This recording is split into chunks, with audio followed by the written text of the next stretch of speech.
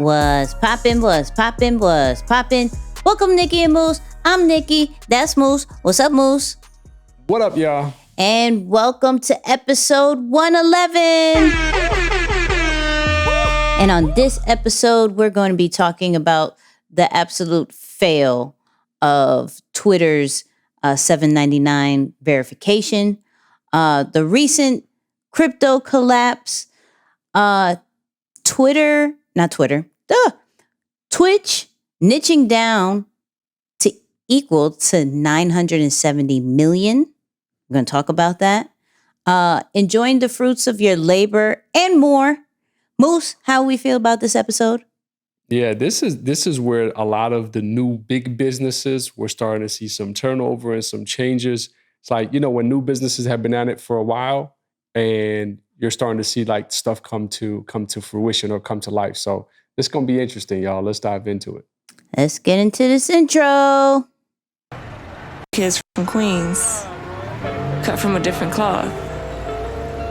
Now joining forces, helping you to elevate your personal brand. Yeah, I'm talking about Nicky and Moose, bringing you a never-before-seen perspective into the mindset, the mentality, the behaviors, the driving force. But more importantly, the stories behind the people and brands that you know and love the most. And of course, this is powered by ECAMM Live, the #1 all-in-one live streaming platform, which also allows you to pre-record any types of video that you want to have a highly produced show, not just video, show. So you can have audio isolation, you can have your transitions, lower thirds, the whole nine through ECAMM Live. So we're giving a 14-day free trial on us if you just go to www.nickyandmoose.com /ECAMM. That's ECAMM to enjoy your 14 free day trial. Moose, how are we feeling? Man, things are good. Let's see. Other than things being really good. Yep.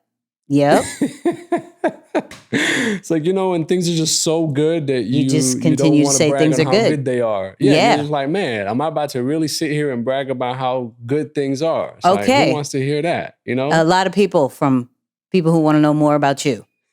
Yes. Oh, man. No, let's see. Yeah, no, things are great. Things are just... I love y'all, man. Oh my goodness. Okay, to get to know more about Moose, just go to the after show. He says 3 more sentences compared to what you just heard, Valid. right? Valid. As far as for me, good God. I had a speaking gig this week and realized that I really don't go outside. I really don't go outside.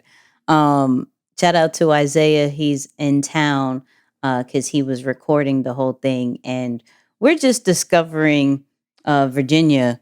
Like, I haven't been here for like over 5-10 years. Good minute. And yeah. So we're exploring things. And then, of course, when I was at the speaking gig, they were like, oh, we would love to book you. Like, I know you live in New York. I was like, actually, I live 15 minutes away. What? What do you mean you live? You've been here this whole time? Yeah. Yeah, I'm extremely low key, right? And they're like, extremely. I'm like, yep, yep. We walked outside downtown, the little downtown that it has, and there was somebody who came through, like saw me, like, your voice is so distinctive. I know who you are. Let's take a picture. I said, okay, cool, right? And she was like, yo, next time when you're in town, let me know. I was like, I live here. What? I'm in town all the time. Right. Like, what? So, yeah. I just need to go outside more. I need to go outside more. I like that. Yeah, something like that. But I mean, overall, great week. I've done very well. I will say this. Not letting things stress me out when in normal situations, it would stress people out. Just not letting, understanding that you have to look out for yourself. And the first thing of looking out for yourself is making sure that you do not waste energy on things that you cannot control. And Talk so, about it. so I have, I've learned to express emotions without giving extra energy that drains me. So that's something that maybe one or two people have struggling with this, because I was struggling with it for my whole life. How about that? My whole life. That's some growth right there. That's some real growth. Serious Yeah. growth. Trying Good here, stuff. while still being realistic and optimistic at the same time, which is another thing. Yeah. That's a battle. When you're trying to be optimistic and realistic at the same time, just have a conversation with me and Moose. This is the equivalent of realistic and optimistic at the same time. And we switch all the time. I'm optimistic Totally. one day, he's realistic that same day. The next day, he's optimistic, I'm realistic. Neither one of us is wrong, but it's hilarious if you was to ever hear our conversations on who's gung-ho about a certain situation. Let's go. And we're like, yeah, once these particular things are in order, we can. Oh, it will be. Yep. And then the next day, all right, I'm ready. But those things, as you said yesterday, are not in order. It's like, remember the things that you said yesterday? I got on the same page, but I got on the same page as you. We were good. Right. That we never. So the true battle is realistic versus optimistic. That's a good way to put it. It is what it is. It's never thinking how I look at it. It's never thinking negative. It's assessing the situation and giving the best facts to it, compared to like, everything's going to be great and this is all going to work out. We're going to work out as a team and we love each other and this watch it work. When we come together, it's amazing. It is. But how many times are we going to do this? Oh, yes, you're right. But it's good. This time it's going to work. So It's good growth. right. So realistic, Good growth. optimistic, and controlling what you can control, people. Control what you control. But let's get into this episode of What's Poppin', the segment where we talk about the latest branding, social media stuff from my side and the business side on Moose's side. We got to bring it back to the last episode where we spoke about this lovely paying $8 for Twitter verification. And I said my only biggest concern was that there was going to be people who to create fake accounts. And it caused a little bit disruption in the real world. And that's exactly what happened. So Twitter recently just paused this lovely $7.99 Twitter verification because there was a guap.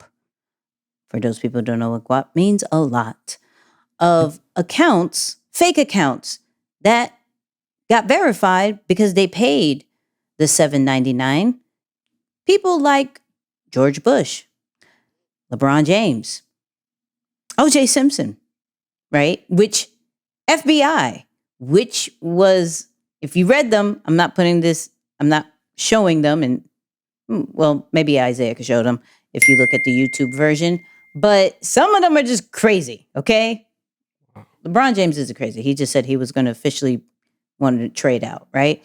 But the one thing that I found really crazy was that it actually affects real life, right? So somebody made a fake account, fake verified account about, what is that Eli Lilly, right? I think that's like healthcare. What is that, Moose? I think it's healthcare, Yeah. right? Yep. And they tweeted on we're giving free insulin. And their stock price in real life dropped.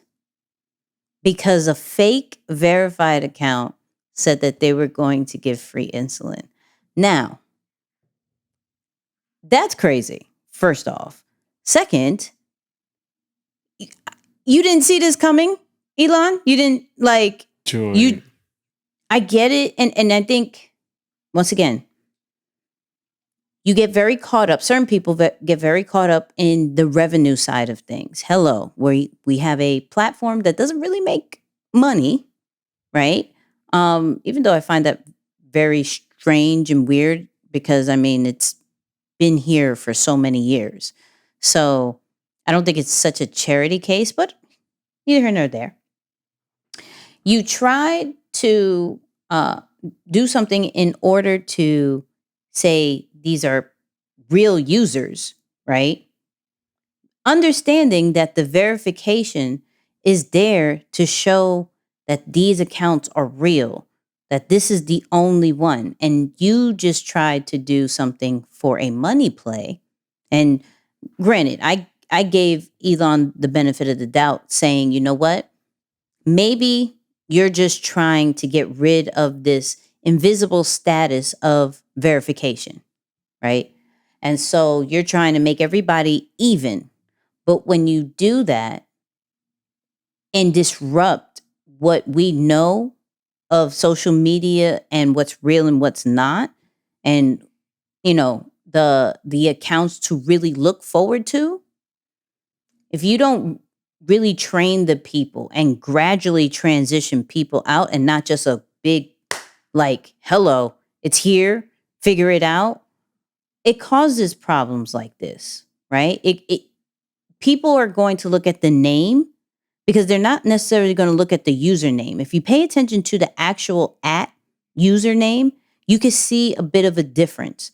But 9 out of 10 times, people are looking at that name, LeBron James, O.J. Simpson, FBI. They're going to see the actual name, the profile pic, and they're going to read the tweet and think that it's real. They have to. Not everybody pays attention to detail and looks for the little underscroll or the one instead of the I, right? Like no one's looking at these things. And it could really mess up things in real life. And so for me, I'm like, until you could really figure it out, you have to gradually educate people. And that's what makes certain brands successful is when they introduce their audience to new things, there is a time period of education. There is a beta group. There is testing. There is, further education. The prime example is when Apple came out with the Apple Watch, right? There was a year of education to a new product, even though it's Apple and it is very well known. They could drop something and people are just going to buy it. But at the time, they didn't know that people were ready for a smartwatch or didn't even if there was a use for it. So they did a whole keynote situation like they always do. And then for a whole year, did a campaign of different articles, giving it to different influencers, doing it in magazines, and letting the people know that it's coming and giving it to certain people to test. You can't just put something out there and not really know the true reaction that's going to happen. So I'm not surprised. We called it last week, so not surprised about it at all. But, let's see what Elon does next. That's all I got about this Twitter situation. Yeah. It's going to be interesting, man. It's going to be interesting. I like to say, always bet on the entrepreneur. And I think Elon is definitely an entrepreneur through and through. But some of these moves, yeah, I don't like to be wrong, so I'm gonna wait. I'm gonna wait. I'm gonna hold my comments until more things happen before I start really taking a position. So we shall see, man. We shall see. Hey, but I wasn't wrong, so it works out. Yeah, man. I love it. I love it. Insert where I said the problem last week. You feel me? That's a fact. But Moose, what's this crypto thing that's happening? Oh man! So on this, I was gonna say on this episode, but on this side of the What's Poppin' section, of course, in the business world, man, some of you might be or have been hearing the name Sam Bankman-Fried, and or what do they call him? SBF, right? So he is the CEO of a big crypto company that was almost starting to be the main reason why crypto was still alive in a sense, right? Like people were banking like, wait, I know crypto's going down, but Sam's company is still going strong. And there's so much value in his company that we feel good about it. By the way, as you can tell, I'm not a crypto enthusiast. I'm really here to take the lesson of what Sam did and tell you guys not to do it. That's more the concept here. Long story short. Disclaimer. Yeah, it's just like, I'm not even going to try and pretend like I'm the finance guy here. But long story short, he took money from one of his companies and put it into another company, which ultimately was customers' money, right? And it created a big hole in his balance sheet when he was trying to do an acquisition, right? A company was going to acquire them, and they started to see that there were big holes in his balance sheet, somewhere north of $8 billion. So of course, that set out alarms like, hold on, so you're not as good as you say you are, financially standing-wise, right? And so, of course, that brought down the big collapse. I think they said he lost like $16 billion, which is disgusting, right? So we're starting to see the trend. Yeah, we're starting to see the trend of billionaires losing billions in a day's time because of this lack of accountability with their own actions, right? At the end of the day, as the CEO of the company, you are the lead man or the lead woman in charge. So what does this mean for us? Especially for those of us who are leading information-based, right, products or services. You cannot play with your clients' money. Right. You cannot, should not, don't try to, no matter what the circumstance is. Don't take people's money promising them to go one place and then take it, put it elsewhere. It's just a recipe for disaster. So to circle back again, a couple of weeks ago, of course, we saw Kanye. They're saying, oh, well, he lost billionaire status. Whatever the case may be, you're starting to see that the lack of accountability or the lack of discipline for you as a CEO, the head person in charge of a business, you can help the business to climb to crazy heights, but you can also be the main reason why it crashes so quickly. And it's disgusting to see how quickly they're falling. You would think like, man, $1 billion, that's a lot of money. That's a lot of money. If I'm not mistaken, that's like $1,000 million. That's like another way to think of $1 billion. It's $1 billion is 1,000 million. So it's a lot of money.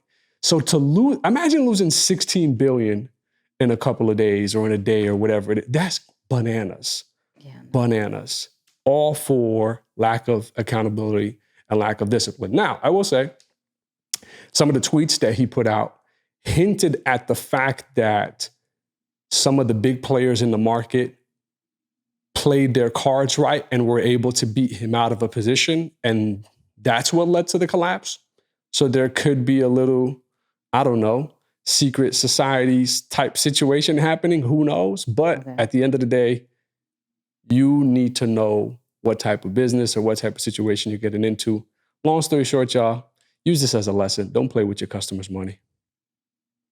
Facts. It's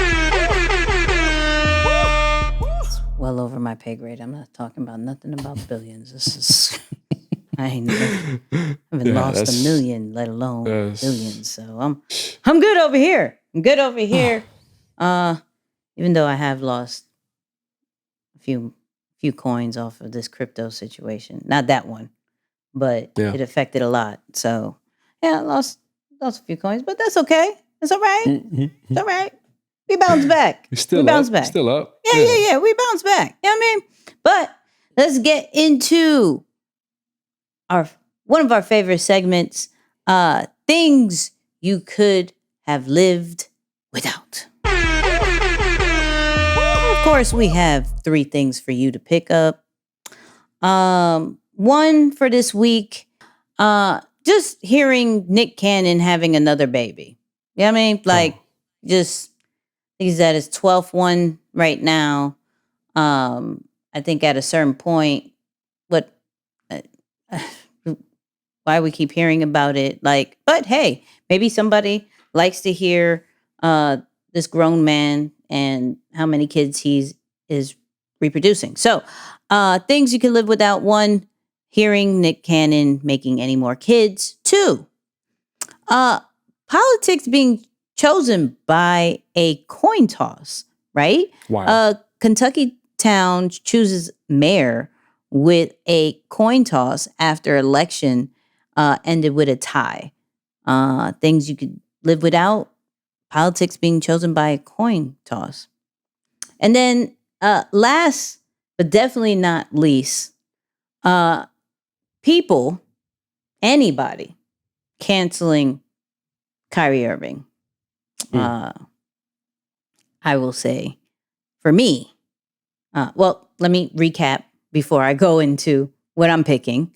So that's hearing anything else about Nick Cannon, politics being chosen by a coin toss, and people and businesses and companies canceling Kyrie Irving. For me, I'm going to say anybody that cancels Kyrie Irving. I think that's trash. I think I could deal without. I think I will say this, as even though if you are watching this video and seen any of my videos, I really like Jordans that are made by Nike. I think what Nike did was trash. Beyond trash. And that's not even getting into politics is so much, because that's not what we do here. But just because an individual used his platform to find out more about his name and who he is, and just found out something and just tweeted it, and all this happened. Now I can understand the Kanye. I think that was a little bit more targeted. I think he was way more verbal, right? Regardless of where his heart is. I think he said certain things. I don't think Kyrie said anything. And so the fact that I could, like I said, as much as I love Nike, it pains me to say that I can't support Nike on this one. And you got an old Philip Knight is 90-something years old, looks 100. Talking about current events is stupid. I'm sorry. Puma, if you want to replace all these stuff, cool. Cool. But okay. Wow. If you want to. Cancellation of Nike. Wow. I can't. Because that means Jay's got to go too. Like that Nike, Jay's, boom. Right. I'm hurt. I'm hurt by it. Wow. I'm hurt by it. Like it makes me, and I have Kyrie's downstairs. I have Kyrie's. Now, like I can't wear them. So it's like hurts my soul. It hurt that's tough. But I really, for me, I just didn't think it was that deep. But I think it was a rollover of what Kanye did, and so they were already riled up. Yeah, it's like, let's send a message. It's one of those. It's like, I don't want you to think that we will stay as quiet, say, as Adidas. And so we're going to take a very message sending stance so that we show we are really against it here. I don't think it was that. I agree with you. Look, I'm again, and I'm not co-signing whatever messages were passed on. Listen, I'm just saying, at the end of the day, a guy like Kyrie, this has been his track record. He's always shown that he is serious about himself beyond being an athlete. And so when you see him do something subtle like that, sure, you want to penalize him, you want to sit him 5 games, cool. Do you want to go to the extent of having him do a laundry list of things to get back into? Come on, that's not that serious. And then on top of it, you want to cancel the partnership? Pretty stupid. And I think actually on this podcast, if I'm not mistaken, when he was on the I Am Athlete podcast, we did a clip of his on here, and his shoes are probably like the top selling shoe under Nike's brand too. So it's kind of crazy. Kind of crazy. Well, clearly they don't. It's been proven that companies don't care about how much that individual makes, because once again, Kanye pretty much carried Adidas, and that got cut. And so now they are looking at it like, oh, here, we'll cut this one too. Like, I'm very confused by this one. And once again, I'm not into politics. I'm not into that whole anti-Semitic, all that stuff. I'm not into it, nor do I support anything anti-anything, right? But if you look at facts, I think people got this wrong, and it's just a bad look. It's just, I don't support it. But people, you pick Nick Cannon, coin toss, people canceling Kyrie. You choose, let us know. Put it in the comments. Put in your stories. However you want to go about it. Just let us know. So, blueprint time, people. Blueprint time. And we're going to start off with the lovely topic of niching down, right? We hear it all the time. We've gone over it a few times, whether on a live, whether on an episode, of the importance of niching down. But can niching down give you $970 million? Let's talk about this, right? So one of the former CEOs of Twitch, right, broke down why, and I think his name, please, I may butcher this. I know the first name is Michael. The last name could be, nope, not doing it. Former CEO of Twitch, Michael. We're bad with names on this podcast. Michael y'all. S. All right, yeah. Michael S. Yeah. There we go. Michael S. Did an interview recently and talking about how they got to where they are streaming only, and in the beginning, only gaming content. So let's talk about it. I think the important distinction we made was that at the time, a lot of the content on Justin TV was copywritten content that streamers didn't own, or it was content that wasn't very interesting. But about 20% of the content was people playing video games. And people liked that. Let's go down that path. That was a big decision, but it was kind of a focusing decision. It wasn't really a changing decision. You know, the technology was the same, the site was the same. And at the time, we called it Justin TV Gaming. And we just built a clone of our site that only had the video game streamers. And then we rebranded that as Twitch later. First off, can I just say that your data and your analytics can make you a lot of money? Critical. Can we just state that, right? You can.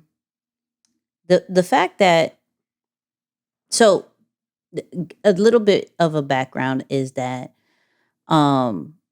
as you saw that or heard, that Twitch used to be called Justin TV, right? And it was this guy who literally had a camera everywhere he goes, made a show about himself, and it was like people would do pranks on him, from things to like ordering mad pizzas to the crib, to cops even coming in and doing an investigation, right?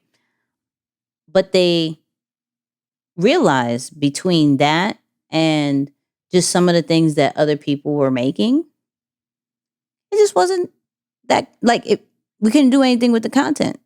But people really like the gaming when they streamed games, and people actually watched other people play games.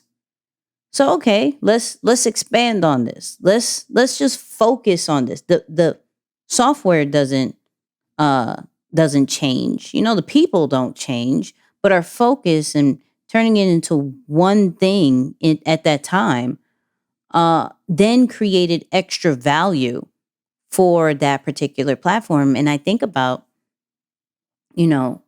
how maybe some of the answers of what we're looking for from my side of like content, right, and social media, to Moose's side with figuring out what the business could be and maybe the products and services to pick, is literally in the data, because their data showed concentrate on gaming, and by concentrating on gaming, they got acquired by Amazon for $970 million. That's crazy. Right? And okay, I'm all for niching now, but it made me want to look at my analytics and be like, okay, I know what my audience wants, but can I look a little bit more and see if I focus on these particular things, then I can kill it even more, right? Even with how I want to do with Deeper Than the Brand, with a certain program, I'm like, oh, concentrate on content and community. That's it. Those are your two bread and butters. As much as you talk about content, and as much as you say they have to get off social media and create a community, stay right there. Don't go into all these other things, right? Stay right there. And this is a recent shift doing based off, one, understanding what was said, where the energy is, but also what people always ask further questions about. So my question to you is, when does one really check the data to narrow things down? Yeah. And just before I answer this, I want to say too, part of the reason why the shortcomings happen, what is that saying? Pride comes before a fall. I think Jay says it almost certainly, and it's like, man, it's true. It's true. I think every entrepreneur gets too obsessed with their way and what they want ahead of the data, the proof, the facts. And that tends to lead to the downfall.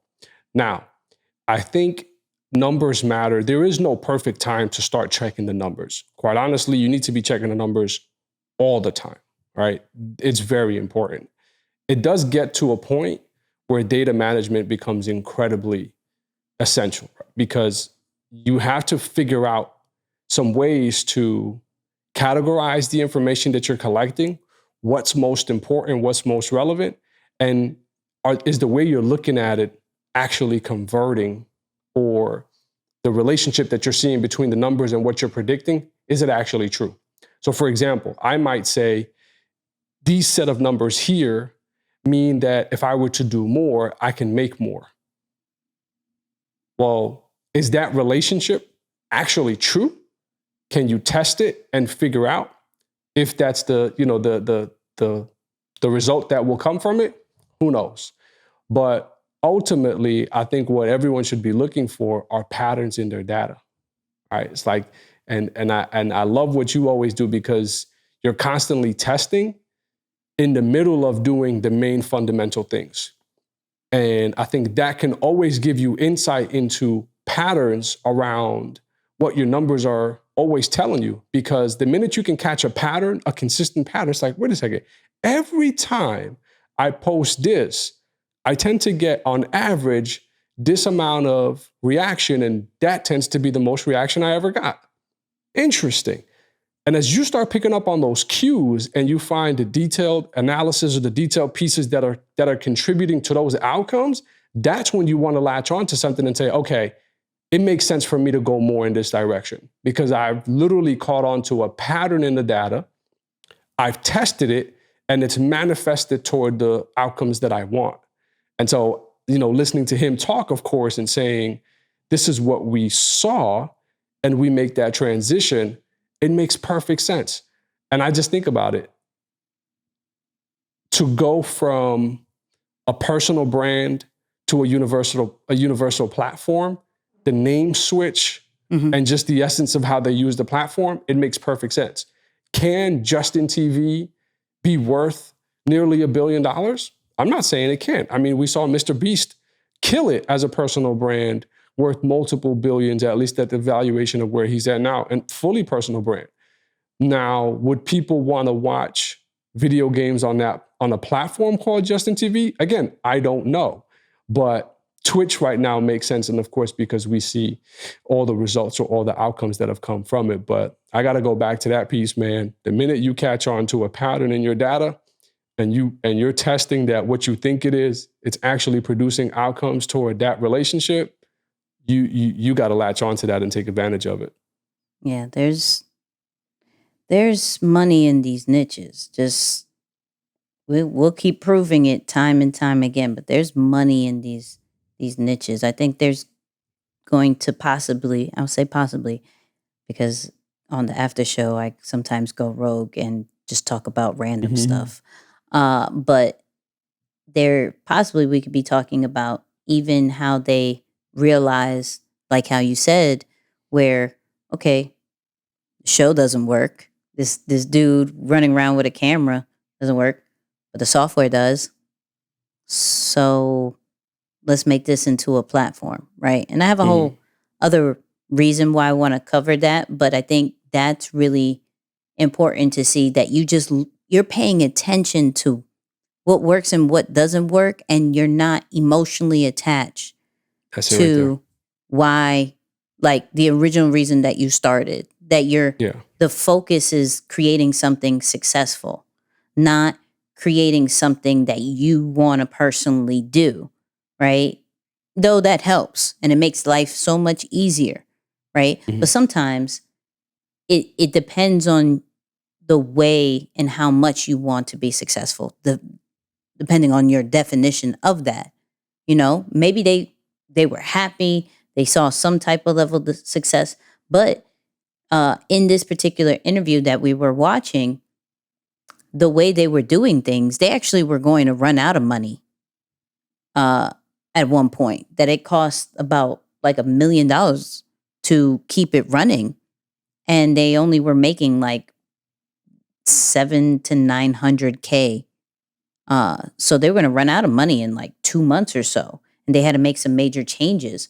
But once again, they could have been like, you know what? We're going to make this work this way and it works all. No, they pivoted and they made things work. And to see their beginnings to $970 million later, I'm so for niching down. Everybody, if you are listening to this, watching this, please just comment. I'm gonna niche down. That's it. I don't even care what it is. Just niche down, so we can make some extra coins out here. That's a fact. Yeah. I think there's a saying that says there are riches in the niches. Yes. Like, hey, I like that. There are riches in the niches. That is fire and super valid. Absolutely. And the dude is a New Yorker. You know what I'm saying? Fellow New Yorker. So Michael, thank you. Thanks for putting some more good marks towards New York. We like New York on this show. So if you ever want to talk a little bit about what you got going on, we know that you're at the Y Combinator right now. It's up my alley. Appreciate that. Definitely Nicky Moose. Tell your people to talk to our people. We'll do some stuff. Come on. All right. I like that. Super random.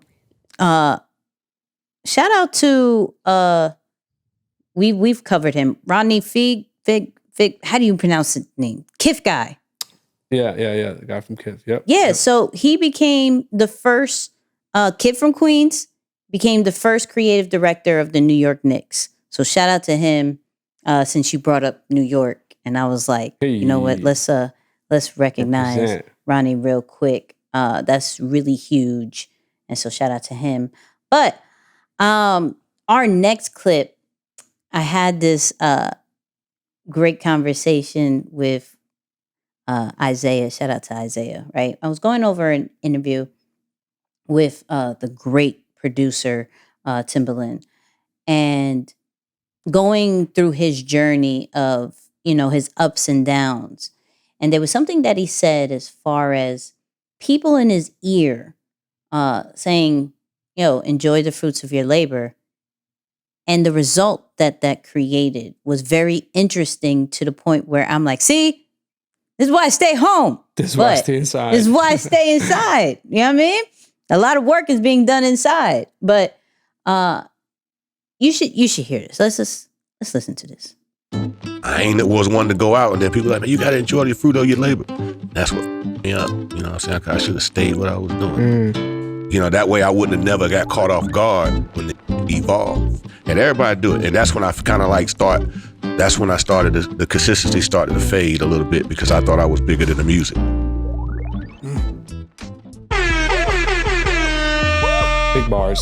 Big bars. Yeah.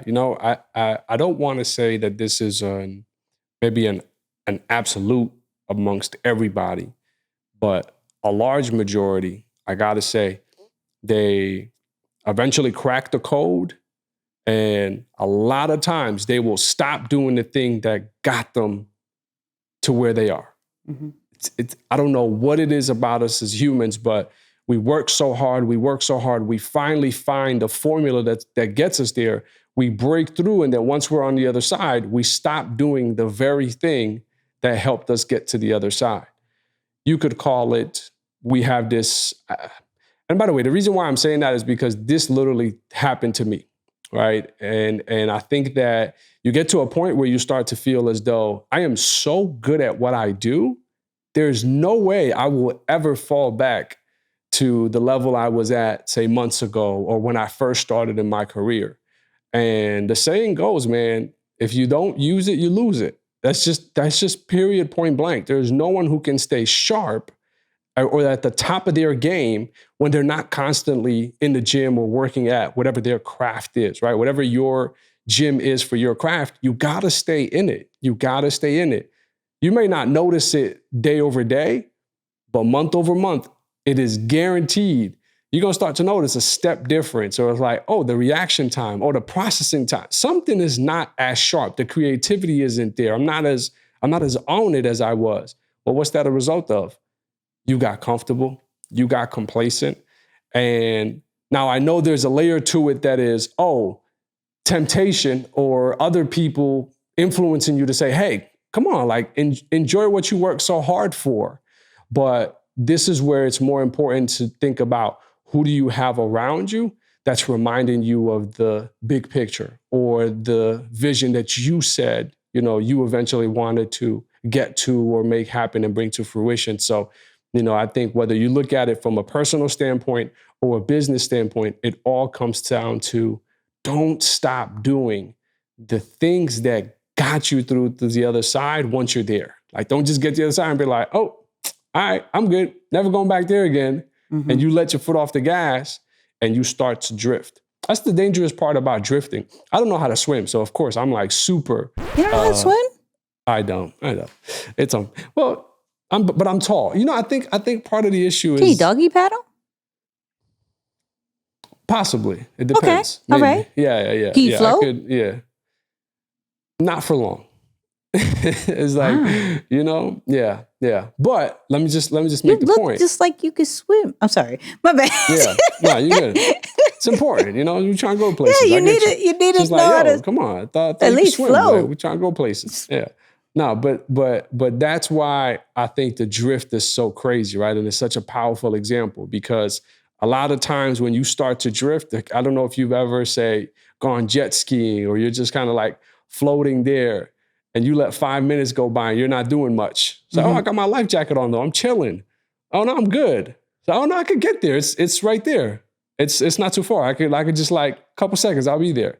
You let a couple minutes go by, a couple more minutes go by, and next thing you know, that distance, that drift, it happens gradually and you don't know that it's happening. And that's the issue when you start talking about, this same example here. You start to drift and you don't know that it's happening. So when you try and get back to your position or where you once were, you're like, oh, dang, I fell off. That makes sense. Yeah. That makes sense. I don't know if that's what you kind of saw or want to take with this one, but that's immediately where my mind goes when I think about it. No, I think I got a similar but a little bit different side when I heard this, because I really think this applies to those who want to stay competitive, right? Because I think when you reach a certain level of success, that some people do want to enjoy that, right? And so if they fall off, it's okay. They reach their level of success, right? They've been able to do what they wanted to do, and they keep it moving. Now, I do think this is something for those who want to stay competitive in their industry, where they want to stay on top of their industry to where, you can enjoy a bit, but don't get too comfy, right? Because the second you lay off the gas, there's somebody else who's right there. And if you're okay with that, then that's fine. But if you're not, then there has to be a balance of like, okay, let me enjoy this. Let me splurge a little bit, but I'm right back in, right? What I love about this particular clip, it has everything to do with like being totally immersed in your craft. Like he was killing the game and working with Jay-Z, Beyonce, Justin Timberlake, Madonna, when he stayed in the lab, right? When he was working on his craft all the time, then the consistency was there. The second that he started listening to people, maybe paying attention, not, back then there was no real social media, but maybe related to the times now, maybe looking at social media and seeing that people are out vacationing, buying all these things. Yo, me too. I want to do that too. And it actually creates inconsistency. And that's something when we're looking at success, the true key to success is consistency. I don't care if you started from zero or whatever, the more that you do it, and you do it every single day, you're going to beat the people who do it once in a while. No matter if every single time they put out something, they do something, it's a hit, they remember the people who had consistency. Because, cool, someone had one hit when we're thinking about Tim and music. Somebody had one hit, but Tim had a hit with Jay-Z, had a hit with Madonna, had a hit with Aaliyah, had a hit with Genuine, had a hit. Like, it starts to beat that one hit, that major one hit that one person had, and you're building a consistent legacy rather than just this one thing, or maybe a few things. So if you're trying to be competitive and you're trying to always be in the top of the mind, understand there needs to be a balance of enjoying. I'm not saying work 24/7 and that's it and boom, boom, boom. But there are seasons where you have to be immersed in what you do. And at least create a system to where when you are enjoying the fruits of your labor, you're not falling off. Like there was a key part where he was like, yo, if I stayed in the studio, I wouldn't have been left behind when things evolved. There's going to be new technology. There's going to be new hardware, software, new people, new connections, new way to network in any type of industry. And with him, because he laid off and he thought he was bigger than what he is, shoot, laptops and being able to do beats on your phone and you don't have to lug a big piece of hardware anywhere. You could do everything remotely. He had to play catch up. Yeah. He had to play catch up, even from just in his era, right? And for those people who are not into hip hop or understand it, I apologize. But this is where he said, yo, this is where the Swiss Beats started to beat me. This is where the Pharrells started to beat me, right? And producers where he was known as the top, then they started to come out because they saw that Tim laid off a little bit, right? And what we have to look at when it comes to us and our brands is, are we being consistent? That's the point blank period. Are we so immersed in what we need to do that we're working on it every single day, making it a priority every single day, whether you're competitive or not, so that people do not forget your name? That's it. At a point, they weren't mentioning his name. Not because he wasn't skillful, not because he wasn't the best, is because he wasn't there. He wasn't the top of the mind. When you looked at the charts, his stuff wasn't there no more. For you, the listener, the viewer, are we allowing space where people can forget our name and remember somebody else's and go to another brand, go to another business, go to another product service, right? That's the only way to reach true success in the levels that you want, is consistency. And consistency doesn't necessarily mean, for some, every single day. Is just a commitment to a set time. I'm going to do this every single Monday, Tuesday, Friday, right? Depending who you are. And like I said, from a competitive level, this is something I'm going to do every single day. Like I said, I don't, but some people will hit success and be okay with it. I know a few people right now that reached a certain level of success and have taken their foot off the gas and they're happy, right? But I don't know how happy they will be if there's somebody who passes them. There's somebody who makes more money than them. Somebody who gets more recognition than them. I don't know how happy they will be then. Right now, they're happy because there's no one that's there, but there's somebody behind the scenes working to reach that point. Because the thing is, when we are number one at something, or when we are known as the top tier, right? We have opened up a floodgate of other people being able to do what we do, right?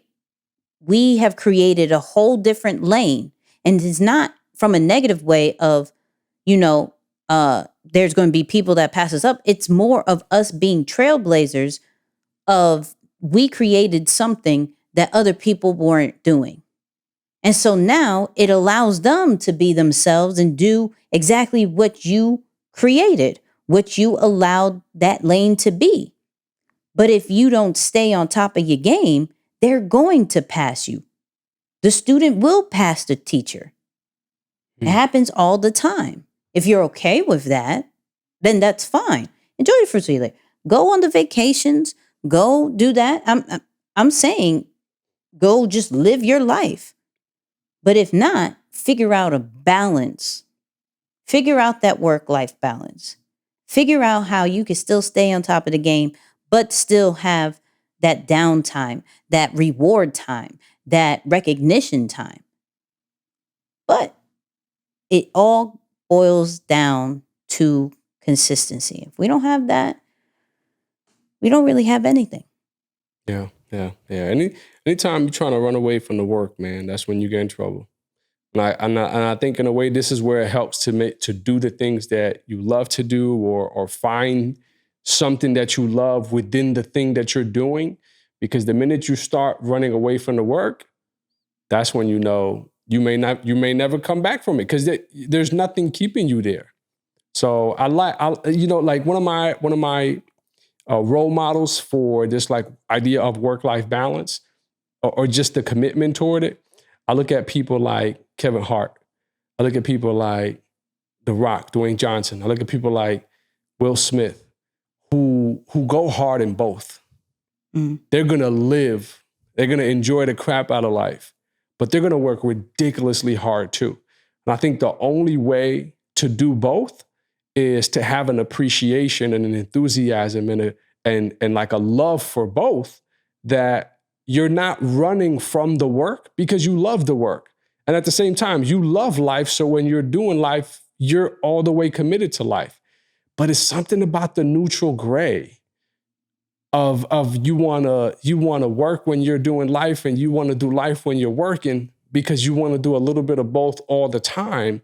It gets you in trouble because you can't stay focused at either one of them. You're never filling your cup at either well, because you're at that well looking at the other well. You go to the other well, you're thinking about the other well. Love the work, y'all. Love the work. And I'm not saying, work at the expense of all the other things that are valuable, but love the work.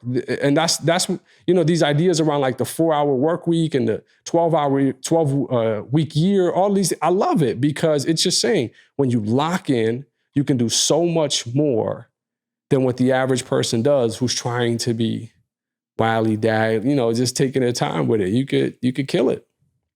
Big facts. So last but not least, our segment of This or That. And this one is the work, the art, or the money.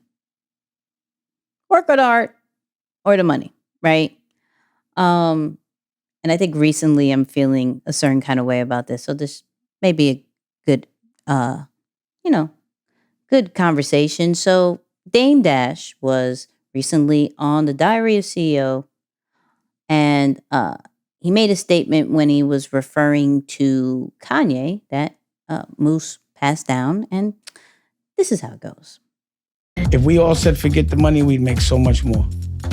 When you're working on your dream, money doesn't matter. If you really truly love what you're doing, if you're doing it for the love of the art, you ain't really worried about the money in that moment. The difference between Jay and Kanye, and I say it, Jay is about the money, period. And Kanye is about the art. Yeah. So, okay, let me give my real spiel about this one. So, yes, I do believe that if you do something, right, it doesn't have to be about the money. Absolutely. Got it. Woo, woo, woo. As of recently, I feel like there has to be a balance. There has to be a balance. Because understand that I'm realizing the people who are saying this moved with the money first and then realized that, oh, I could do this for free. Yeah. Right? So the message is now going out to the world of do this for free. If you love something, go do it for free. Blah, blah, blah, blah, blah. And it actually messes up the people from a business side down the line. Mm-hmm. I was just recently having this conversation. Like, it took me years to feel comfortable charging a certain amount, because the message was always, you should be able to do it for free, right? Mm. So, cool. I never understood the transition of service and business. I still struggle to it till this day. Me and Moose had a recent conversation. Like, Okay, help me because I can do this all the time. It's right over there. You go, right? Mm. I understand my flaws. And so now I have a person helping me out about it. But if I would have known the real statement, the real true reason why they're saying this, right? I could possibly understand the balance of both and not go from an extreme of only going for the money or only going for the free.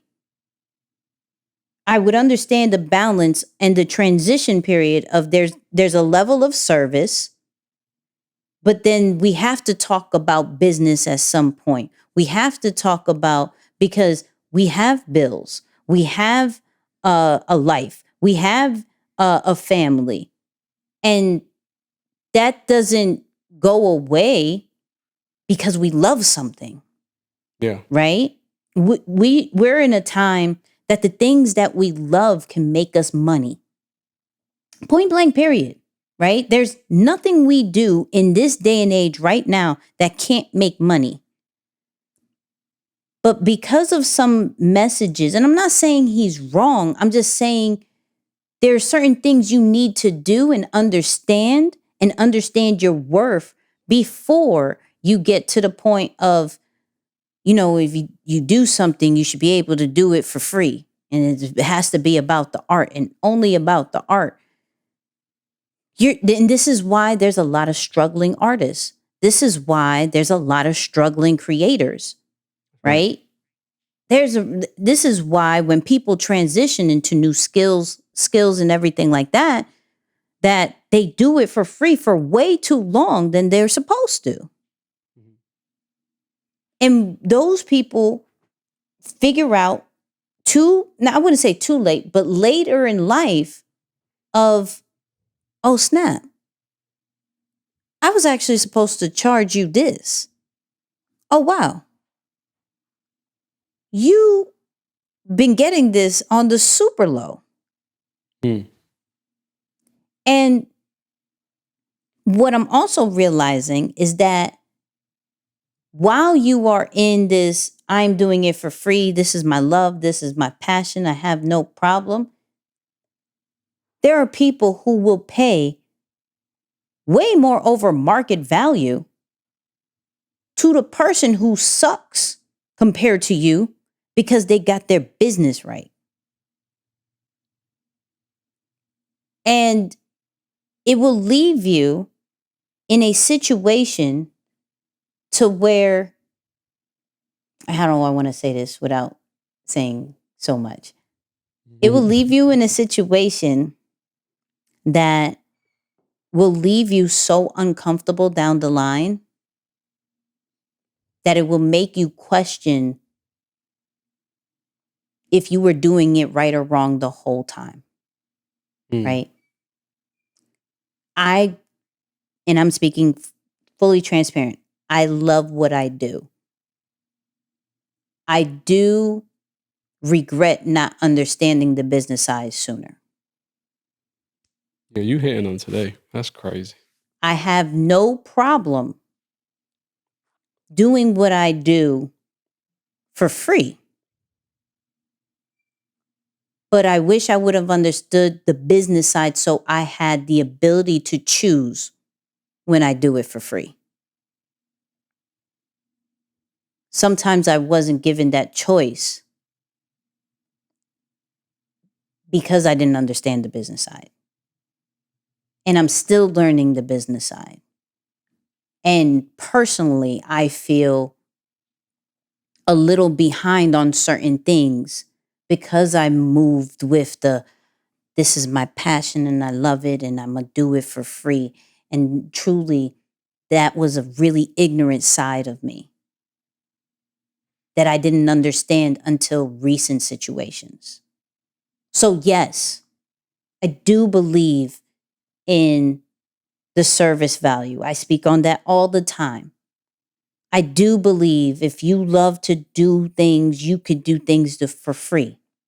But if you're really trying to make a business, if you're really trying to provide for yourself and for your family, you need to understand the business side first, and then be able at your own will to do certain things for free or to create boundaries. And this is a paid situation, and have a balance of that. But not saying they're wrong, not saying Dame Dash is wrong, not saying anybody who says those things is wrong, but they're not speaking about the experiences into where they got to that point. Because each of these people who are saying that moved for money first and have been very vocal about their business and how they get to the money way quicker than the service. So we have to pay attention to those things. So yes, I felt a certain kind of way today. Yeah, can you air horns us? Yeah. Nah, you killing them today. You really, yeah. What you have for breakfast today?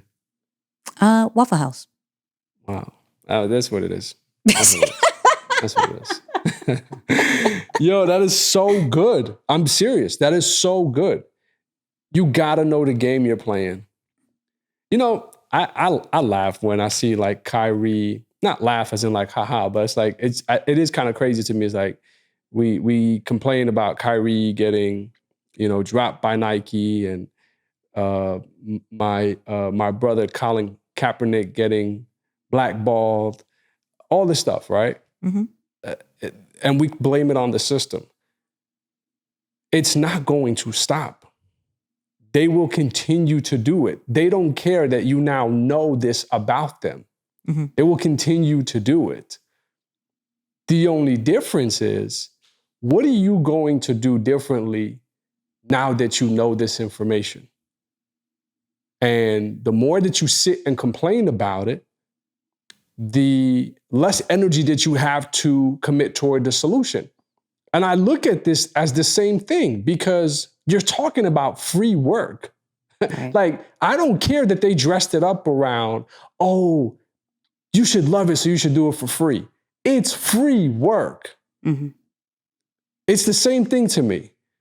So the only time free is valuable is when it's worth a lot of money. Right. Think about it. Like, if somebody came outside, grabbed a leaf off of a tree and said, Nicky, man, here you go. You're going to be like, what?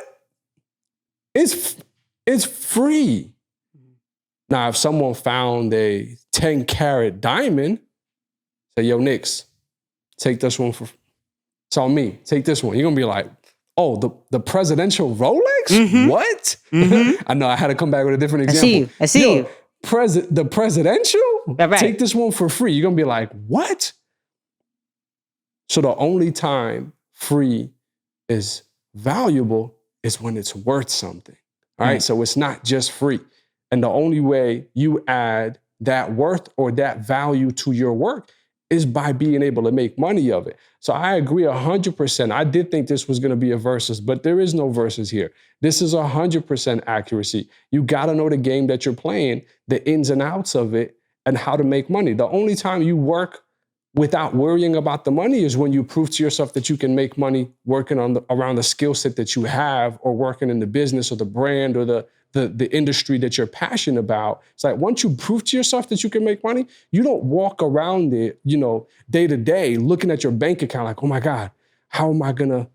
No, that's it. That part has taken care of itself, because you know that you proved to yourself you can make money in this industry. You're here to stay as long as you're showing up and you're consistent.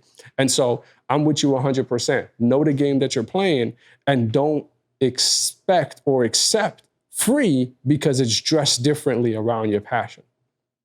Big facts. We gotta go late on this one, people. We gotta go late on this one. All right. Yeah, this was good. First and foremost, make sure you comment, tweet us if you want to be on that platform. If you're watching this live, hit us up on the chat of what you would live without, what you could live without. Remember that. As well as, how do you feel about this particular topic we just went over with the this or that, right? And any gems that you got out of the blueprint as well and what you're going to apply. Okay. So follow us everywhere at Nicky and Moose, no matter what platform it is. Moose, final words. Yeah, if you really want to get your money right, stop worrying about closing the sale and think more about opening the relationship. That's the difference between sales and service. Take care of your people.